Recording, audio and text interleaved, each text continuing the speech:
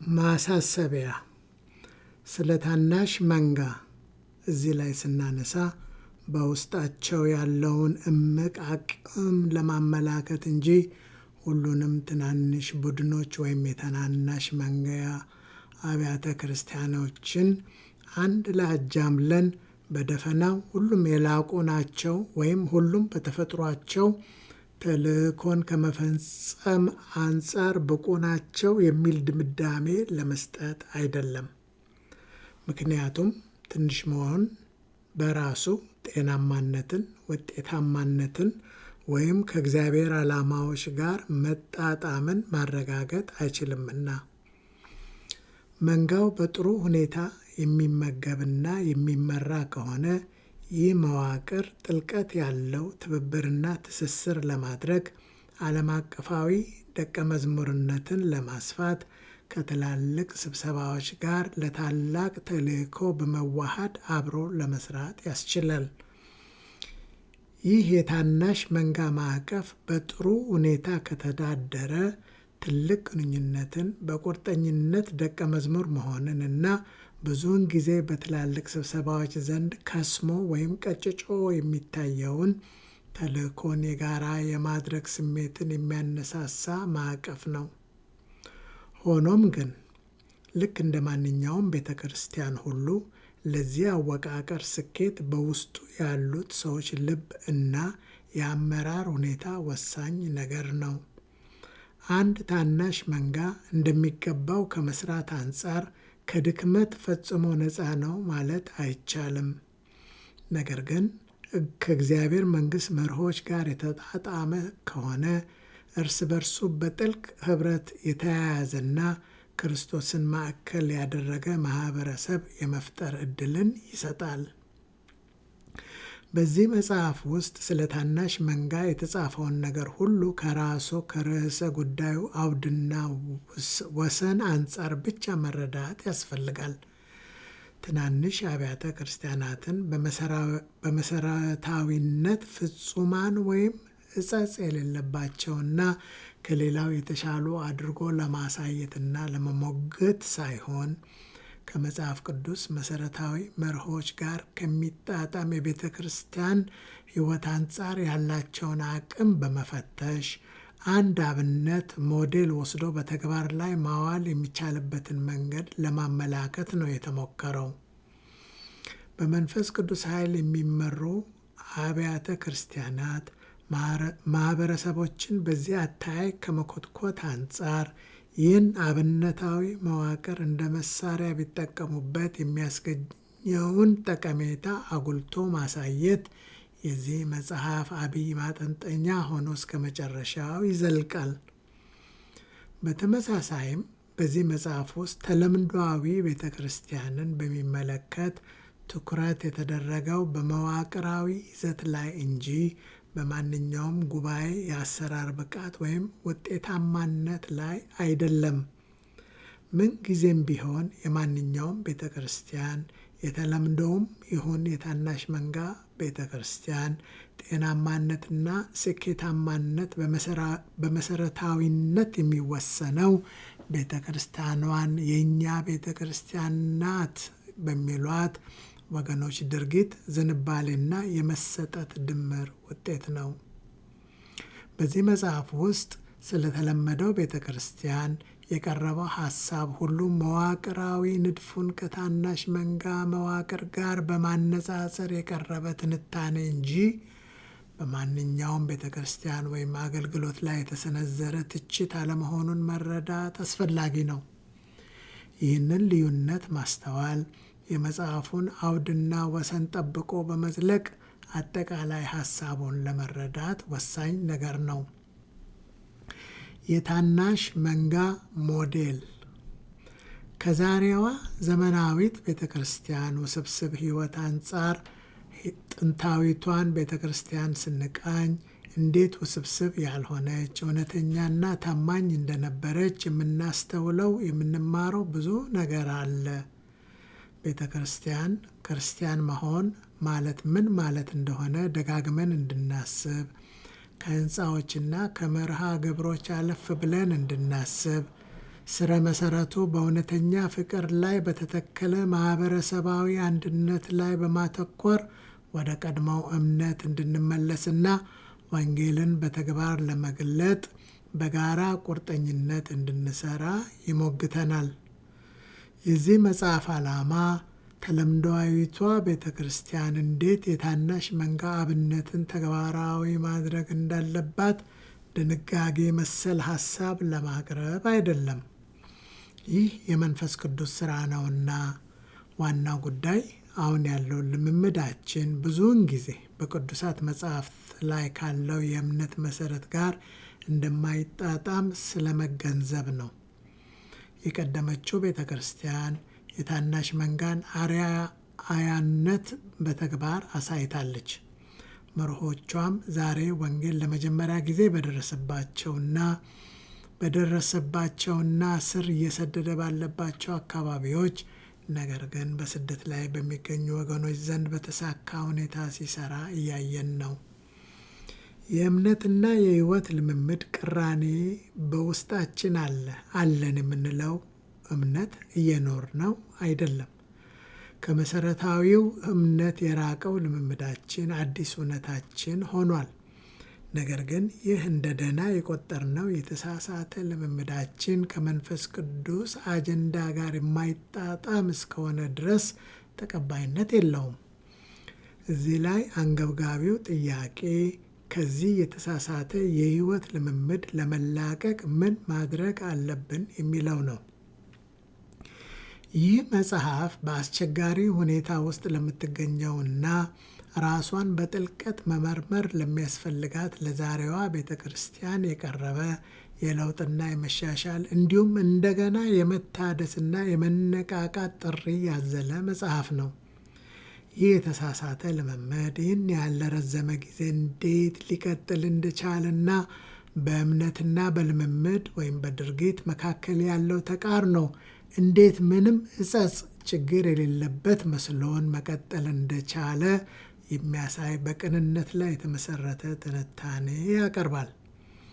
ሁላችንም ይህንን ችግር በቅንነትና በታማኝነት ተነሳስተን በአስቸኳይ በመጋፈጥ እርምጃ እንድንወስድ የሚገፋፋ ሐሳብ የቀረበበት እንጂ ትችት የተሰነዘረበት መጽሐፍ አይደለም። ቤተ ክርስቲያን በክርስቶስ የተሰጣትን ተልእኮ ራዕይ ለመፈጸም በሚኖራት አቅም ላይ በቀጥታ ተጽዕኖ ስለሚያደርግ የዚህ ጉዳይ አስፈላጊነት ከመጠን በላይ ሊታወቅ ይገባል። ይህ መጽሐፍ እነዚህን ተግዳሮቶች ወደ አደባባይ በማምጣት ቤተ ክርስቲያን እንዴትና በምን አኳኋን ተንሸራታ ወደዚህ ደረጃ ልትወርድ እንደቻለች አጉልቶ ለማሳየት ይጥራል። እንዲሁም አማኞች በመንፈስ ቅዱስ ምሪት ላይ በተመሰረተ የዘወትር የጸሎት መንፈስ ውስጥ ሆነው በቤተ ክርስቲያን መታደስ አገልግሎት ሥራ ውስጥ ተሳትፎ እንዲያደርጉ ጥሪ ያቀርባል። ታናሽ መንጋ መሰረታዊ ጅማሮ ኢየሱስ የመንግስቱን ሥራ አደራ የሰጠው ለተራ ሰዎች ነው፣ ከኃያላን ወይም ለተማሩ ሰዎች አይደለም።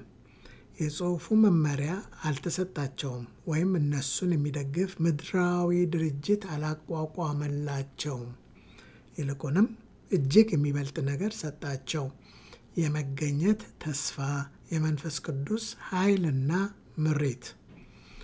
ከኢየሱስ የመንግስቱን ሥራ አደራ የተቀበለው ያ ታናሽ መንጋ ትሑትና በመንፈስ የሚመራ ዓለምን የለወጠ የቤተ ክርስቲያን መሠረት ነበር።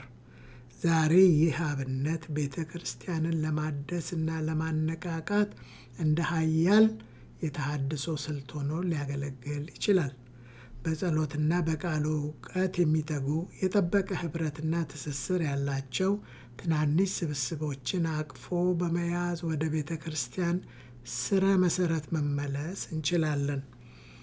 ይህ አካሄድ ትክክለኛ ግንኙነትን፣ ደቀ መዝሙርነትን እና ለሥራ ለመንቀሳቀስ አስቻይ የሆነውን የመንፈስ ቅዱስ ምሪትን የመከተል ነፃነትን በማጎናጸፍ ቤተ ክርስቲያን ከውስጥም ከውጭም እንድትታደስ በዓለም ላይ ያላትን ተልእኮዋን የመፈጸም ኃይልና ጉልበቷ እንደገና እንዲቀጣጠል እድል ይሰጣታል።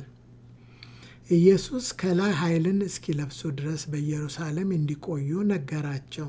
ሉቃስ 24:49 የመንግስቱ ሥራ ስኬት የሚወሰነው በአእምሮአዊ ችሎታቸው ወይም በሀብታቸው ወይም በሰው ኃይል ብዛት ሳይሆን በእነሱ በሚሠራው የእግዚአብሔር መንፈስ ነው። ከዚህ እውነት በአጽንኦት የምንማረው ወይም የምንረዳው የእግዚአብሔር መንግሥት የሚገነባው በሰው ጥረት ወይም ብልሃት ሳይሆን በመለኮታዊ ኃይሉ መሆኑን ነው። ኢየሱስ የመንግሥቱን ሥራ የሚሸከም ታናሽ መንጋን መምረጡ እግዚአብሔር ዓላማውን ለመፈጸም ትሑታንንና ደካሞችን ይጠቀማል የሚለው መለኮታዊ መርህ የሚያንጸባርቅ በመሆኑ ክብር የሚገባው እርሱ ብቻ ነው። 1 ቆሮንቶስ 1:27-29 ለቀደሙት ደቀ መዛሙርት ኃይልን የሰጣቸው መንፈስ ቅዱስ ለእኛ ለዛሬዎቹ አማኞችም ይሰጠናል። ትሑታንና ታዛዥ ለሆኑ አማኞች መንግሥቱ ቅርብ፣ ተደራሽና ሕያው ነው። የታናሿ መንጋ አብነት ለደቀ መዝሙርነትና ለመንፈሳዊ እድገት እንዲሁም ልዩ ልዩ መንፈሳዊ ስጦታዎችን ለመለማመድ የሚያስችል ዕድል ለመስጠት በስብሰባዎቹ መካከል ጥብቅ ትስስር እንዲኖር የሚያደርጉ ስፍራዎችን በማዘጋጀት በትናንሽ ስብሰባዎች ላይ ትኩረት ያደርጋል። የታናሿ መንጋን አብነት በመከተል ተለምዶዊው ቤተ ክርስቲያን ወደ ቤቶች፣ የሥራ ቦታዎችና ማኅበረሰቦች ሊሰፋ ይችላል። ይህም ወደ ቤተ ክርስቲያን ሕንፃ ፈጽሞ የማይገቡ ሰዎችን ማግኘት ያስችላል።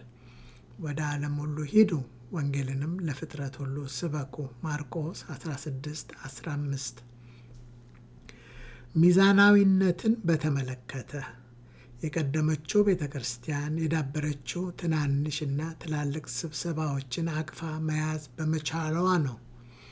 ይህን ሚዛናዊ አሰራር መልሶ ጥቅም ላይ ማዋል ለዛሬዋ ቤተ ክርስቲያን እንደገና መታደስና መነቃቃት የሚጠቅም ቁልፍ ጉዳይ ነው።